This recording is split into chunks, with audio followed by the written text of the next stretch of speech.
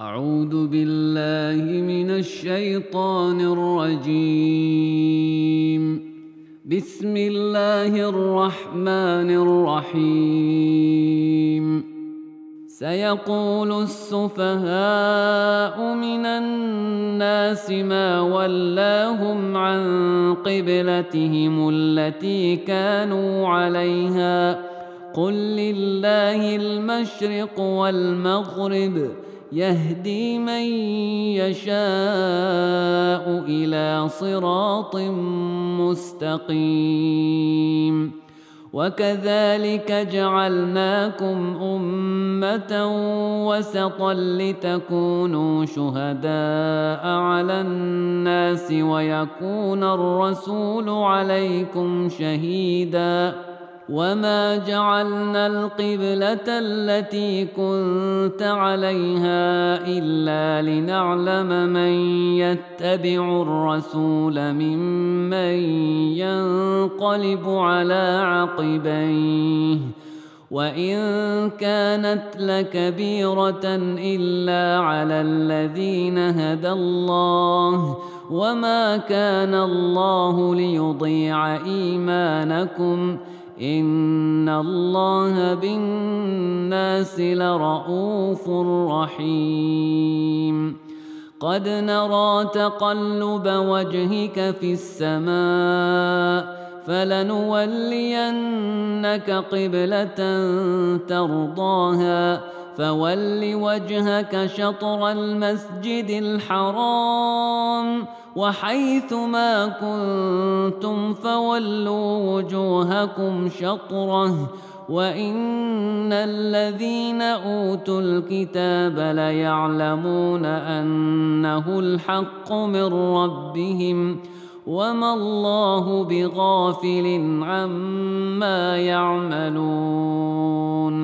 ولئن أتيت الذين أوتوا الكتاب بكل آية ما تبعوا قبلتك وما أنت بتابع قبلتهم وما بعضهم بتابع قبلة بعض ولئن اتبعت أهواءهم من بعد ما جاءك من العلم إنك إذا لمن الظالمين. الذين آتيناهم الكتاب يعرفونه كما يعرفون أبناءهم وإن فريقا منهم ليكتمون الحق وهم يعلمون. الحق من ربك فلا تكونن من الممترين. ولكل وجهة هو موليها فاستبقوا الخيرات أينما تكونوا يأت بكم الله جميعا إن الله على كل شيء قدير. ومن حيث خرجت فول وجهك شطر المسجد الحرام وإنه للحق من ربك وما الله بغافل عما تعملون.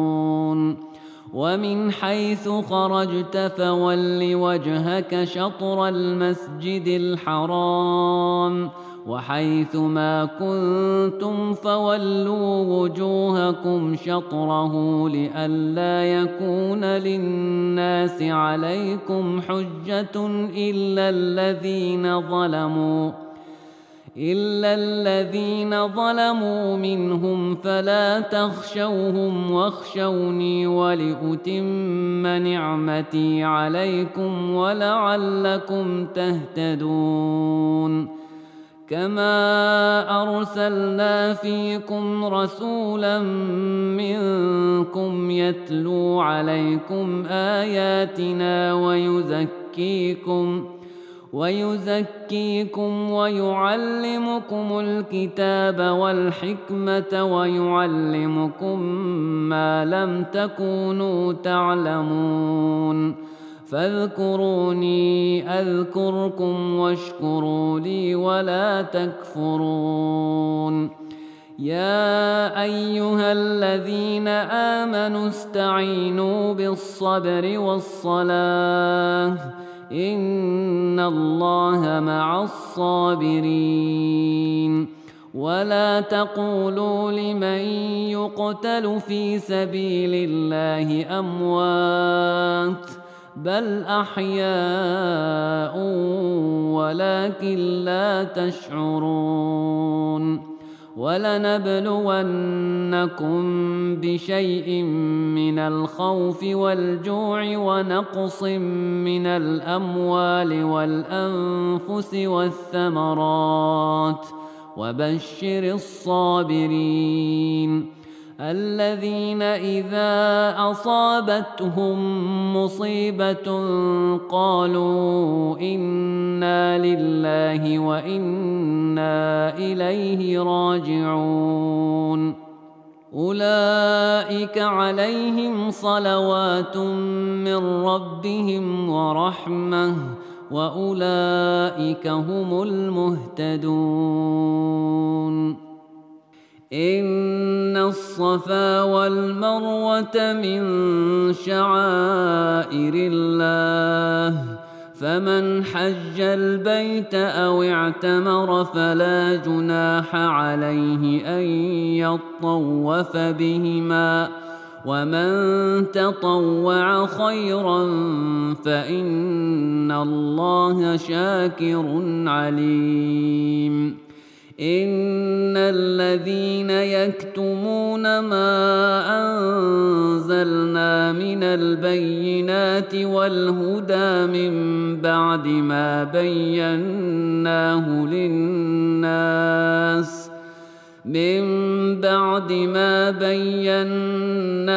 للناس في الكتاب أولئك يلعنهم الله ويلعنهم اللاعنون إلا الذين تابوا وأصلحوا وبينوا فأولئك أتوب عليهم وأنا التواب الرحيم.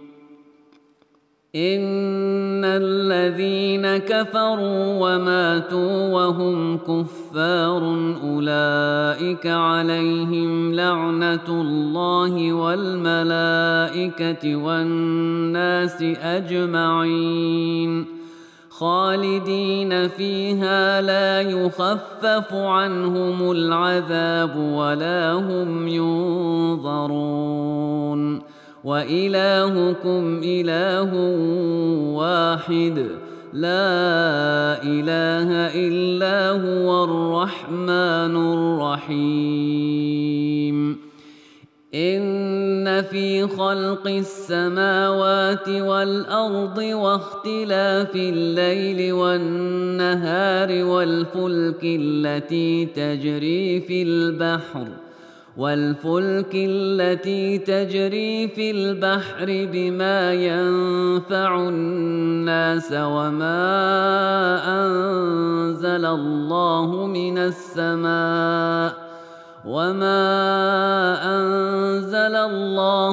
السماء من ماء فأحيا به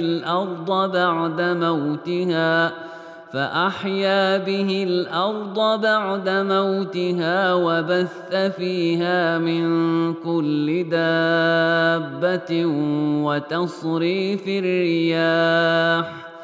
وتصريف الرياح والسحاب المسخر بين السماء والأرض لآيات لقوم يعقلون. ومن الناس من يتخذ من دون الله أندادا يحبونهم كحب الله والذين آمنوا أشد حبا لله ولو يرى الذين ظلموا إذ يرون العذاب أن القوة لله جميعا وأن الله شديد العذاب إذ تبرأ الذين اتبعوا من الذين اتبعوا ورأوا العذاب وتقطعت بهم الأسباب وقال الذين اتبعوا لو أن لنا كرة فنتبرأ منهم كما تبرأوا منا كذلك يريهم الله أعمالهم حسرات عليهم وما هم بخارجين من النار يا أيها الناس كلوا مما في الأرض حلالا طيبا ولا تتبعوا خطوات الشيطان إنه لكم عدو مبين إنما يأمركم بالسوء والفحشاء وأن تقولوا على الله ما لا تعلمون وإذا قيل لهم اتبعوا ما أنزل الله قالوا بل نتبع ما ألفينا عليه آباءنا أولو كان آباؤهم لا يعقلون شيئا ولا يهتدون ومثل الذين كفروا كمثل الذي ينعق بما لا يسمع إلا دعاء ونداء صم بكم عمي فهم لا يعقلون يا أيها الذين آمنوا كلوا من طيبات ما رزقناكم واشكروا لله إن كنتم إياه تعبدون إنما حرم عليكم الميتة والدم ولحم الخنزير وما أهل به لغير الله فمن اضطر غير باغ ولا عاد فلا إثم عليه إن الله غفور رحيم إن الذين يكتمون ما أنزل الله من الكتاب ويشترون به ثمنا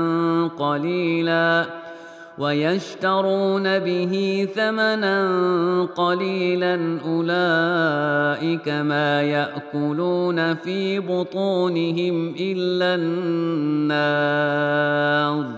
ما يأكلون في بطونهم إلا النار ولا يكلمهم الله يوم القيامة ولا يزكيهم ولهم عذاب أليم أولئك الذين اشتروا الضلالة بالهدى والعذاب بالمغفرة فما أصبرهم على النار ذلك بأن الله نزل الكتاب بالحق وإن الذين اختلفوا في الكتاب لفي شقاق بعيد ليس البر أن تولوا وجوهكم قبل المشرق والمغرب ولكن البر من آمن بالله واليوم الآخر والملائكة والكتاب والنبيين والكتاب والنبيين وآتى المال على حبه ذوي القربى واليتامى والمساكين وابن السبيل والسائلين وفي الرقاب وأقام الصلاة وآتى الزكاة والموفون بعهدهم إذا عاهدوا والصابرين في البأساء والضراء وحين البأس أولئك الذين صدقوا وأولئك هم المتقون. يا أيها الذين آمنوا كتب عليكم القصاص في القتلى الحر بالحر والعبد بالعبد والأنثى بالأنثى فمن عفي له من أخيه شيء فاتباع بالمعروف وأداء إليه بإحسان ذلك تخفيف من ربكم ورحمة فمن اعتدى بعد ذلك فله عذاب أليم. ولكم في القصاص حياة يا أولي الألباب لعلكم تتقون. كتب عليكم إذا حضر أحدكم الموت إن ترك خيرا الوصية للوالدين والأقربين بالمعروف حقا على المتقين فمن بدله بعدما سمعه فإنما إثمه على الذين يبدلونه إن الله سميع عليم. فمن خاف من موص جنفا أو إثما فأصلح بينهم فلا إثم عليه إن الله غفور رحيم. يا أيها الذين آمنوا كتب عليكم الصيام كما كتب على الذين من قبلكم لعلكم تتقون أياما معدودات فمن كان منكم مريضا أو على سفر فعدة من أيام أخر وعلى الذين يطيقونه فدية طعام مسكين فمن تطوع خيرا فهو خير له وأن تصوموا خير لكم إن كنتم تعلمون. شهر رمضان الذي أنزل فيه القرآن هدى للناس وبينات من الهدى والفرقان فمن شهد منكم الشهر فليصمه ومن كان مريضا أو على سفر فعدة من أيام أخر يريد الله بكم اليسر ولا يريد بكم العسر ولتكملوا العدة ولتكبروا الله على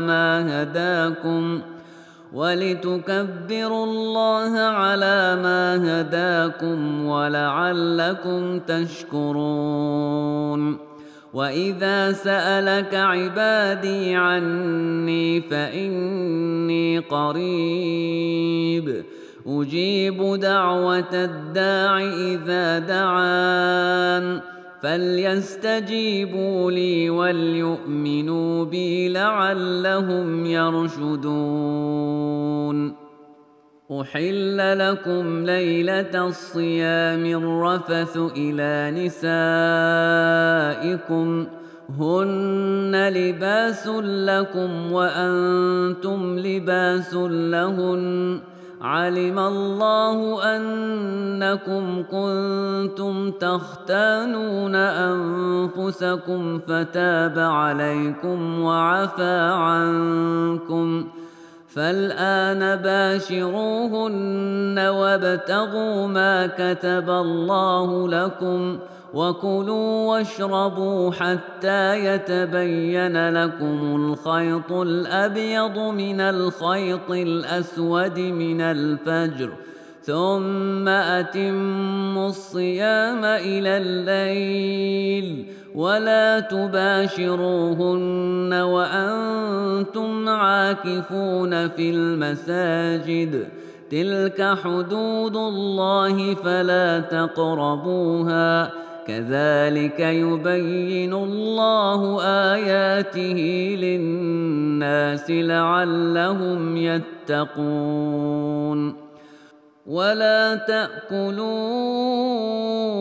أموالكم بينكم بالباطل وتدلوا بها إلى الحكام لتأكلوا فريقا من أموال الناس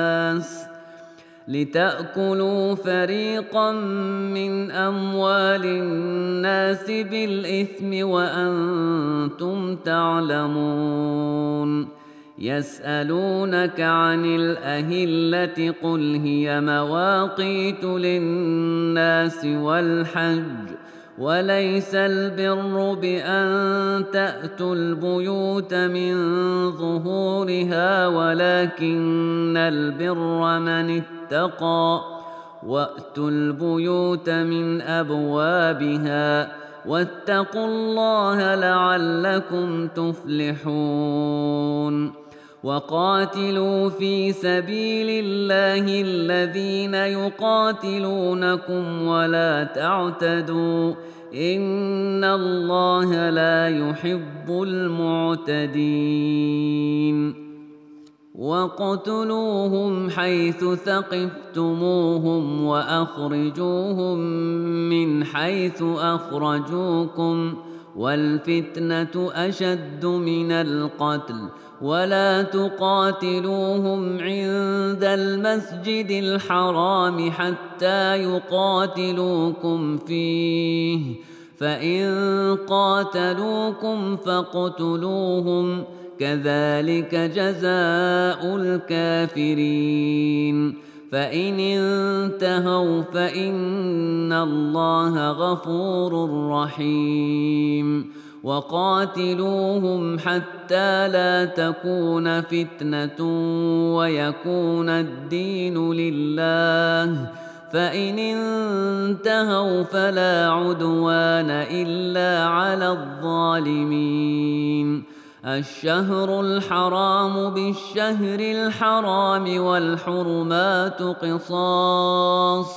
فمن اعتدى عليكم فاعتدوا عليه بمثل ما اعتدى عليكم واتقوا الله واعلموا أن الله مع المتقين وأنفقوا في سبيل الله ولا تلقوا بأيديكم إلى التهلكة وأحسنوا إن الله يحب المحسنين وأتموا الحج والعمرة لله فإن أحصرتم فما استيسر من الهدي ولا تحلقوا رؤوسكم حتى يبلغ الهدي محله فمن كان منكم مريضا أو به أذى من رأسه ففدية من صيام أو صدقة أو نسك فإذا أمنتم فمن تمتع بالعمرة إلى الحج فما استيسر من الهدي فمن لم يجد فصيام 3 أيام في الحج و7 إذا رجعتم تلك 10 كاملة ذلك لمن لم يكن أهله حاضر المسجد الحرام واتقوا الله واعلموا أن الله شديد العقاب.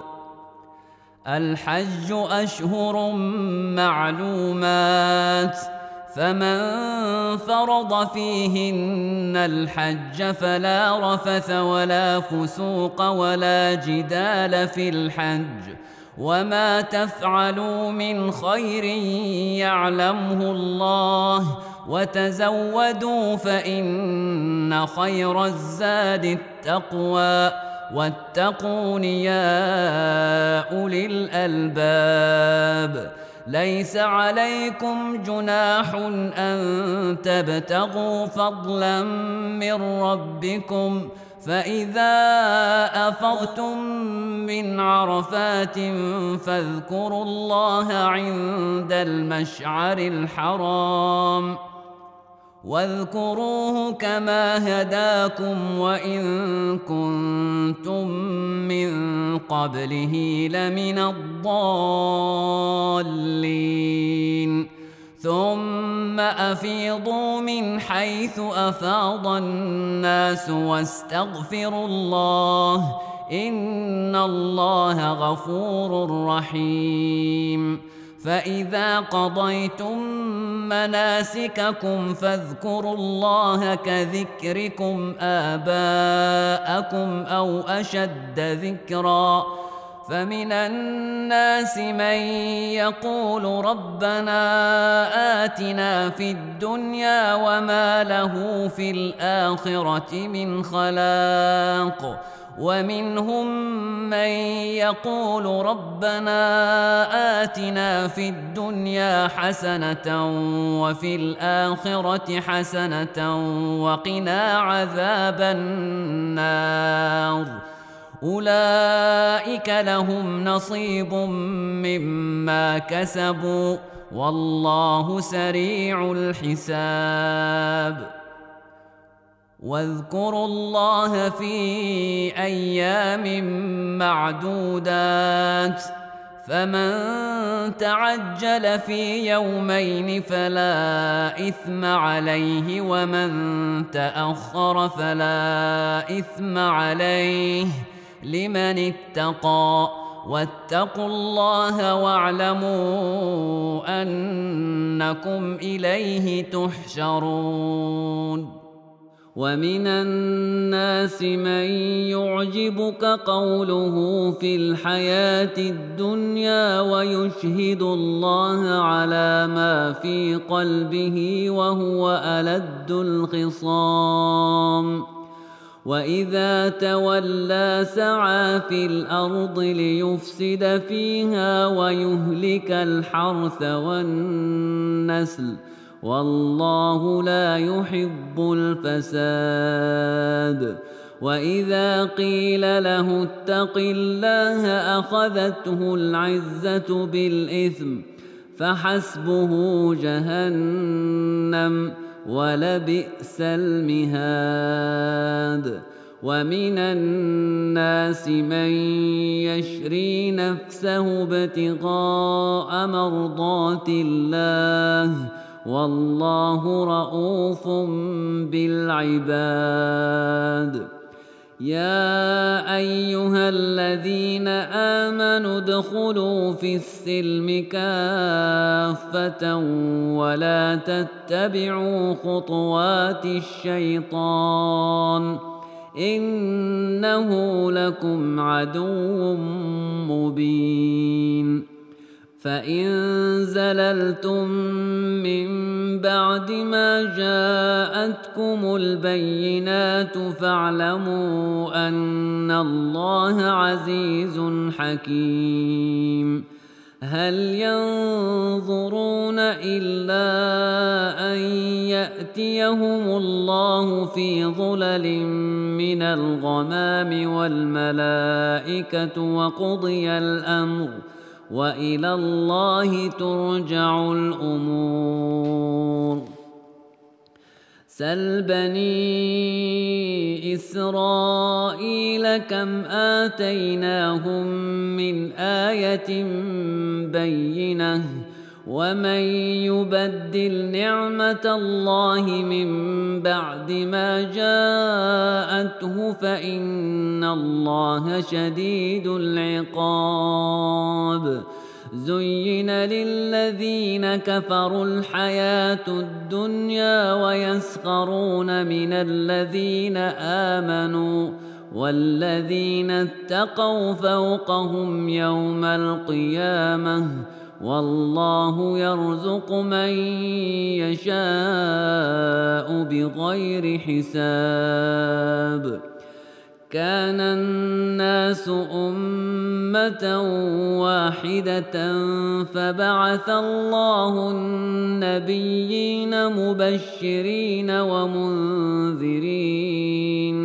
ومنذرين وأنزل معهم الكتاب بالحق ليحكم بين الناس فيما اختلفوا فيه وما اختلف فيه إلا الذين أوتوه من بعد ما جاءتهم البينات بغيا بينهم فهدى الله الذين آمنوا لما اختلفوا فيه من الحق بإذنه والله يهدي من يشاء إلى صراط مستقيم أم حسبتم أن تدخلوا الجنة ولما يأتكم مثل الذين خلوا من قبلكم مستهم البأساء والضراء وزلزلوا حتى يقول الرسول والذين آمنوا معه متى نصر الله ألا إن نصر الله قريب يسألونك ماذا ينفقون قل ما أنفقتم من خير فللوالدين والأقربين واليتامى والمساكين وابن السبيل وما تفعلوا من خير فإن الله به عليم كتب عليكم القتال وهو كره لكم وعسى أن تكرهوا شيئا وهو خير لكم وعسى أن تحبوا شيئا وهو شر لكم والله يعلم وأنتم لا تعلمون يسألونك عن الشهر الحرام قتال فيه قل قتال فيه كبير وصد عن سبيل الله وكفر به والمسجد الحرام وإخراج أهله منه أكبر عند الله والفتنة أكبر من القتل ولا يزالون يقاتلونكم حتى يردوكم عن دينكم إن استطاعوا ومن يرتدد منكم عن دينه فيمت وهو كافر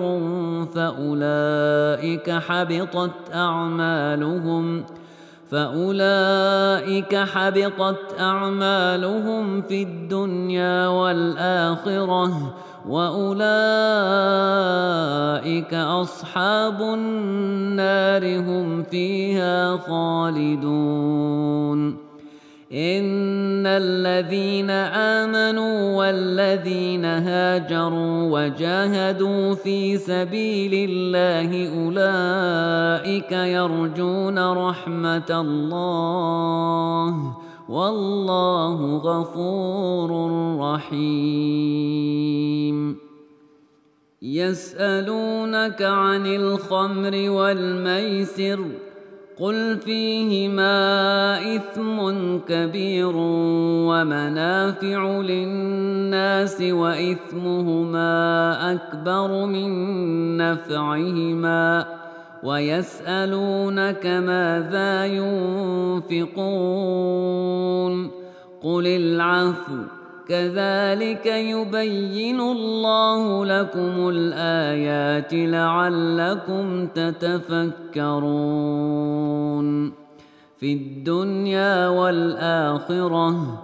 ويسألونك عن اليتامى قل إصلاح لهم خير وإن تخالطوهم فإخوانكم والله يعلم المفسد من المصلح ولو شاء الله لأعنتكم إن الله عزيز حكيم. ولا تنكحوا المشركات حتى يؤمن ولأمة مؤمنة خير من مشركة ولو أعجبتكم ولا تنكحوا المشركين حتى يؤمنوا ولعبد مؤمن خير من مشرك ولو أعجبكم أولئك يدعون إلى النار والله يدعو إلى الجنة والمغفرة بإذنه ويبين آياته للناس لعلهم يتذكرون.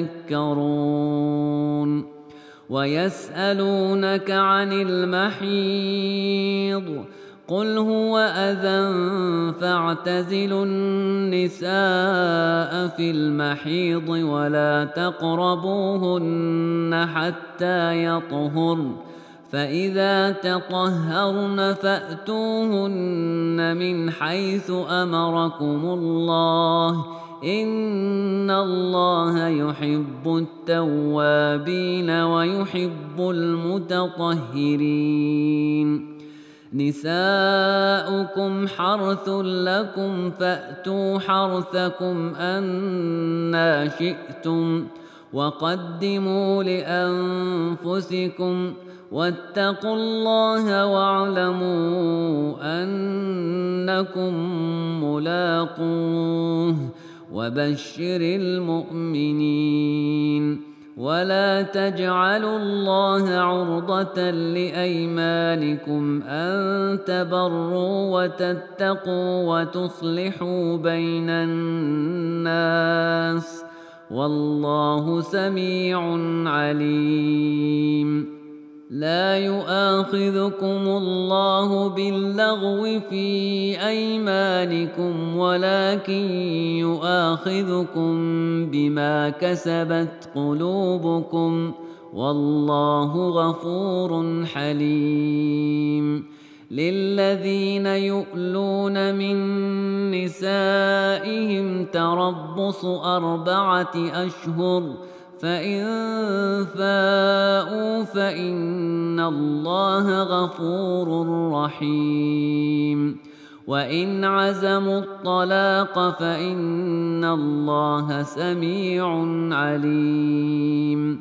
والمطلقات يتربصن بأنفسهن 3 قروء ولا يحل لهن أن يكتمن ما خلق الله في أرحامهن ولا يحل لهن أن يكتمن ما خلق الله في أرحامهن إن كن يؤمن بالله واليوم الآخر وبعولتهن أحق بردهن في ذلك إن أرادوا إصلاحا ولهن مثل الذي عليهن بالمعروف وللرجال عليهن درجة والله عزيز حكيم. الطلاق مرتان فإمساك بمعروف أو تسريح بإحسان ولا يحل لكم أن تأخذوا مما آتيتموهن شيئا إلا أن يخافا ألا يقيما حدود الله، فإن خفتم ألا يقيما حدود الله فلا جناح عليهما فيما افتدت به، تلك حدود الله فلا تعتدوها، ومن يتعد حدود الله فأولئك هم الظالمون. فإن طلقها فلا تحل له من بعد حتى تنكح زوجا غيره، فإن طلقها فلا جناح عليهما أن يتراجعا إن ظنا أن يقيما حدود الله، وتلك حدود الله يبينها لقوم يعلمون. وإذا طلقتم النساء فبلغن أجلهن فأمسكوهن بمعروف أو سرحوهن بمعروف، ولا تمسكوهن ضرارا لتعتدوا، ومن يفعل ذلك فقد ظلم نفسه. ولا تتخذوا آيات الله هزوا، واذكروا نعمة الله عليكم وما أنزل عليكم من الكتاب والحكمة يعظكم به، واتقوا الله واعلموا أن الله بكل شيء عليم. وإذا طلقتم النساء فبلغن أجلهن فلا تعضلوهن أن ينكحن أزواجهن إذا تراضوا بينهم بالمعروف، ذلك يوعظ به من كان منكم يؤمن بالله واليوم الآخر، ذلكم أزكى لكم وأطهر، والله يعلم وأنتم لا تعلمون. والوالدات يرضعن أولادهن حولين كاملين لمن أراد أن يتم الرضاعة، وعلى المولود له رزقهن وكسوتهن بالمعروف، لا تكلف نفس إلا وسعها، لا تضار والدة بولدها ولا مولود له بولده، وعلى الوارث مثل ذلك، فإن أرادا فصالا عن تراض منهما وتشاور فلا جناح عليهما، وإن أردتم أن تسترضعوا أولادكم فلا جناح عليكم إذا سلمتم ما آتيتم بالمعروف، واتقوا الله واعلموا أن الله بما تعملون بصير. والذين يتوفون منكم ويذرون أزواجا يتربصن بأنفسهن 4 أشهر وعشرا، فإذا بلغن أجلهن فلا جناح عليكم فيما فعلن في أنفسهن بالمعروف، والله بما تعملون خبير. ولا جناح عليكم فيما عرضتم به من خطبة النساء أو أكننتم في أنفسكم، علم الله أنكم ستذكرونهن ولكن لا تواعدوهن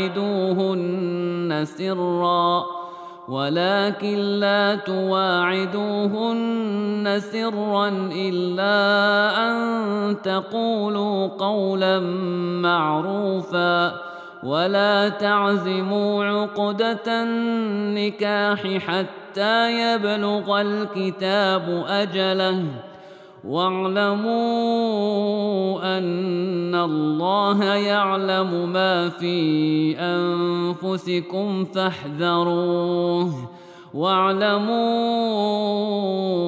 أن الله غفور حليم.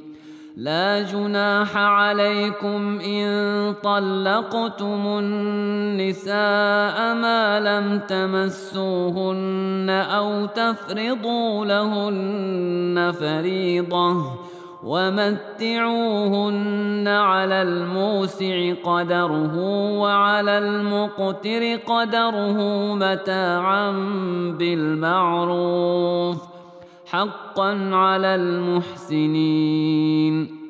وإن طلقتموهن من قبل أن تمسوهن وقد فرضتم لهن فريضة فنصف ما فرضتم إلا أن يعفون أو يعفو الذي بيده عقدة النكاح، وأن تعفوا أقرب للتقوى، ولا تنسوا الفضل بينكم، إن الله بما تعملون بصير.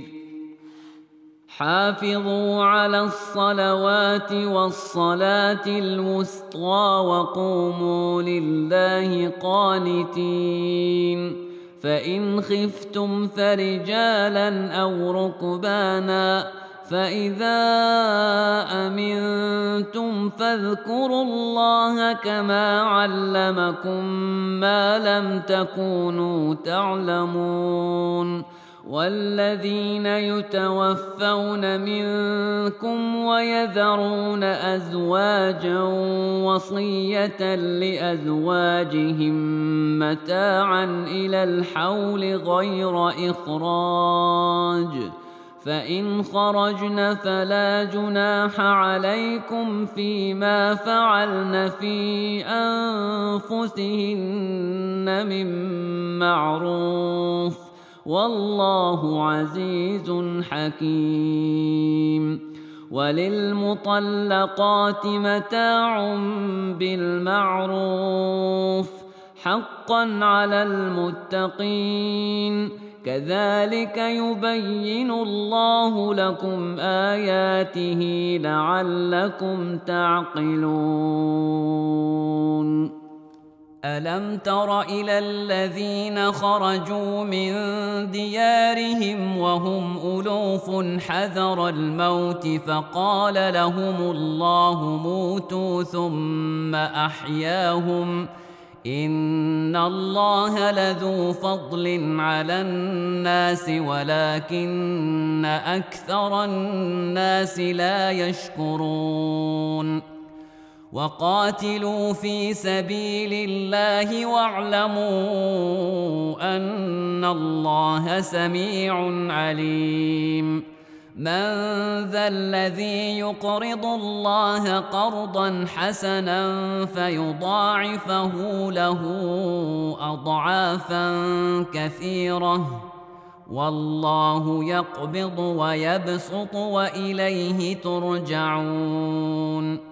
ألم تر إلى الملأ من بني إسرائيل من بعد موسى إذ قالوا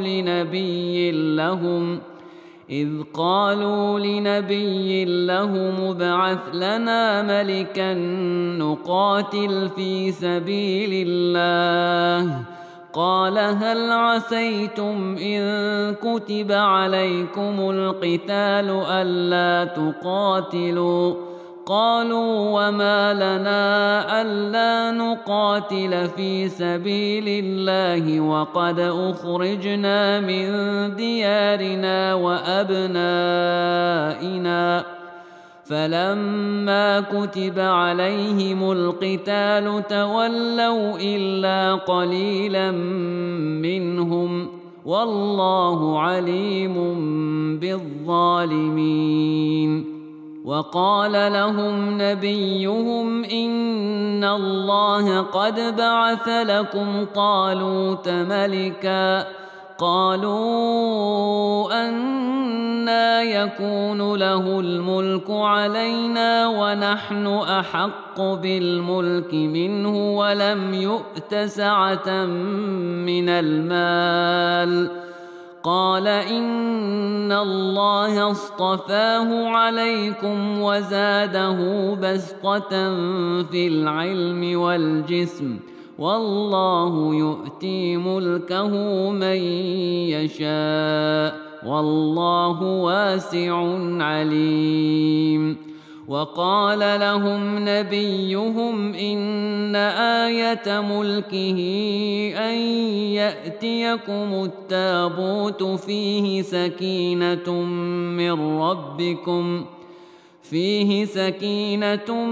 من ربكم وبقية مما ترك آل موسى وآل هارون تحمله الملائكة إن في ذلك لآية لكم إن كنتم مؤمنين. فلما فصل طالوت بالجنود قال إن الله مبتليكم بنهر فمن